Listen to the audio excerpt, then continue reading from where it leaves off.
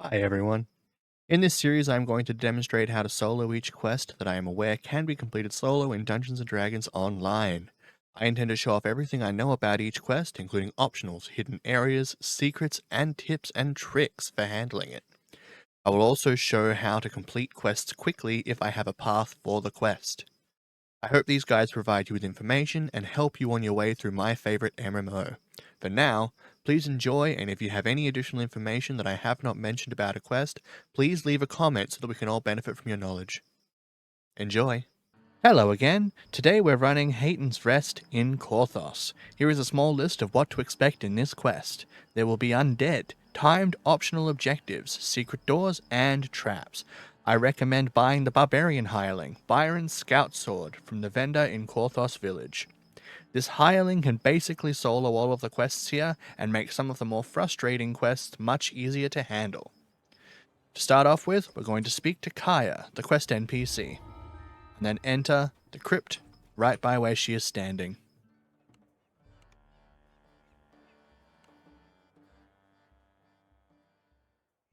Once inside, the first thing you should do is open your inventory and summon your hireling using the contract that you bought from the vendor. You can set them to active, as all you want them to do in this quest is hit stuff. Coming from deep in the crypt, Then speak to Jacoby, you will open the gate and you move forward. At this corner, there is a path that continues on with the quest, and a secret door that moves on to some optional stuff that you can reach later. I'm going to create a timestamp for those who want to skip this section of the video, but for those who don't, to find the secret door, normally it will not be lit like this, you have to find it first. To do so, you have to open your character sheet, navigate to the skills tab, find search on your list. They are listed in alphabetical order, starting with the ones that you have ranks in, and then a list of the ones that you do not have ranks in, also in alphabetical order. Drag the search icon down onto your bar and press it. Once you've found the door, open it, head through, breaking things along the way in order to increase your Breakables experience bonus, which can be tracked on your experience report, which by default is X to open up.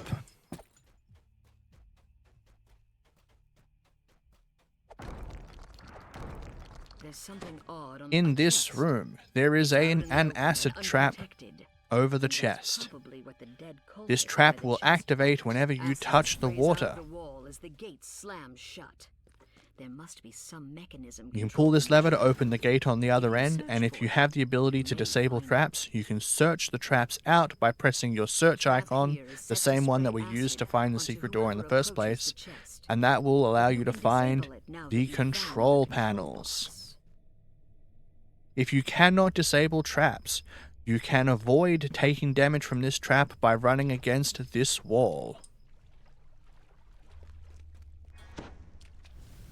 As you can see, the trap does not do damage to you from this wall. You can open the chest without actually disabling the trap by standing out of the jet of acid's spray area. There is a second box for the trap on this side. Once you have found the traps, you can disable them by standing in front of the traps, selecting them, and interacting with them in the same way that you would interact with other objects. If you are having difficulty selecting and interacting with objects, you can open your options menu, go to key mapping, type interact into your search bar, and here is a button for targeting the next interactable object in sequence. This allows you to target things. This allows you to target interactables to be used through the interact key.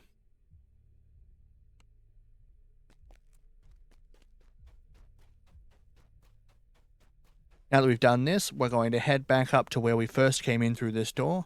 You can continue out the other way, but for the sake of keeping this video seeming contiguous, I'm going to start back here. So, now we head down this corridor towards these cultists. Byron is going to very quickly handle these guys, so I don't need to worry too much about it. What were those cultists? A treasure chest. There are some chests in this quest. These chests contain weapons to help teach you about how to deal with some of the undead damage reduction that exist in this quest. For example, this one contains a longsword. Longswords work best against zombies because they deal slashing damage. That would resist puncturing or bludgeoning weapons. As the DM just explained, zombies resist damage from piercing and bludgeoning damage types. As I do not use weapons, I won't worry about taking it. And in this section, there is an altar that you need to destroy quickly or kill the Sahuagin quickly in order to gain an optional objective. There's a Sahuagin in here, performing some kind of ritual. A magical crest appears from the destroyed altar. Destroying the altar quickly enough completed the optional objective, prevent Horace Heyton's remains from being desecrated by undead. From further inside the crypt. Now pick up the crest that has dropped from the altar, and then we move back to the hallway and continue on.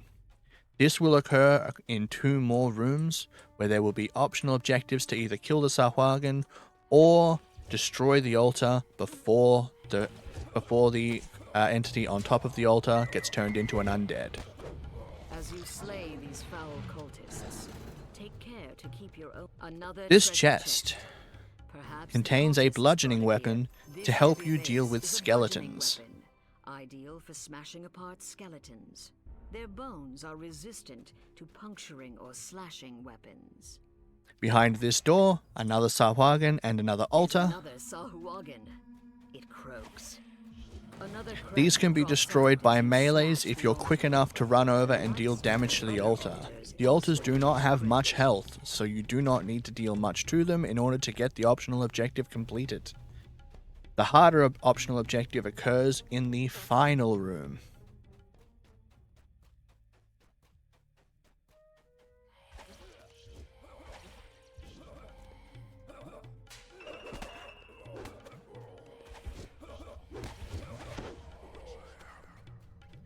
As we continue up this hallway, there is where the end of the quest is. We are collecting the crests to fill up these 3 sockets on the wall.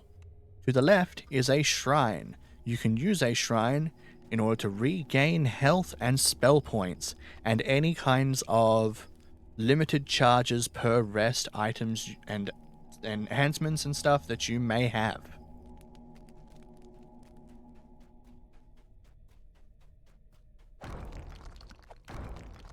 Just like before, break things in order to get more XP at the end of the quest.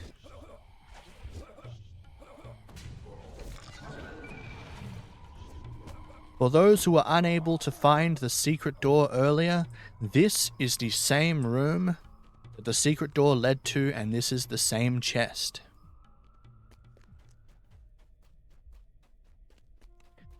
One more altar and one more Sahuagin.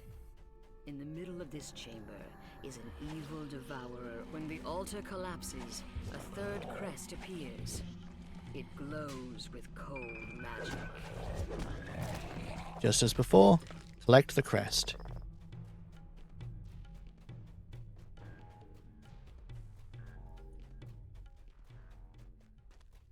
Now we head back to where the barrier was earlier.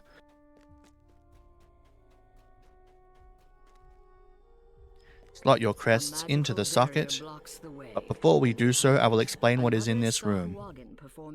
There are multiple cultists and undead in this room, and an altar of the Devourer. This altar, like the other altars, if you break it quickly, will prevent the undead that is on top of it from being summoned and give you an optional experience objective. However, it will also immediately end the quest. If you want to get the maximum XP out of this room and this quest, what you want to do is kill the Sahuagin Necromancer as quickly as possible, then take out all of the additional NPCs in the room, and then that gives you free time to go and break all of the sarcophagi in the room before breaking the altar. This will get you an experience bonus from breakables that we have yet to actually obtain.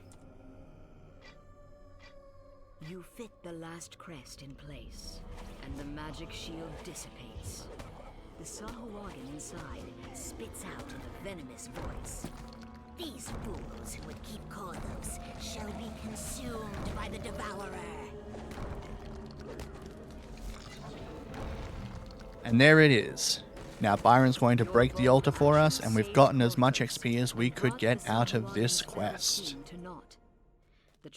Now you may loot your chest and recall out.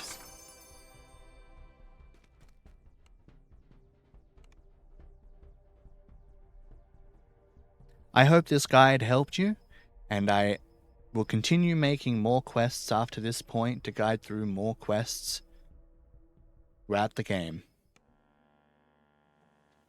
Have a good day, and I hope you enjoyed.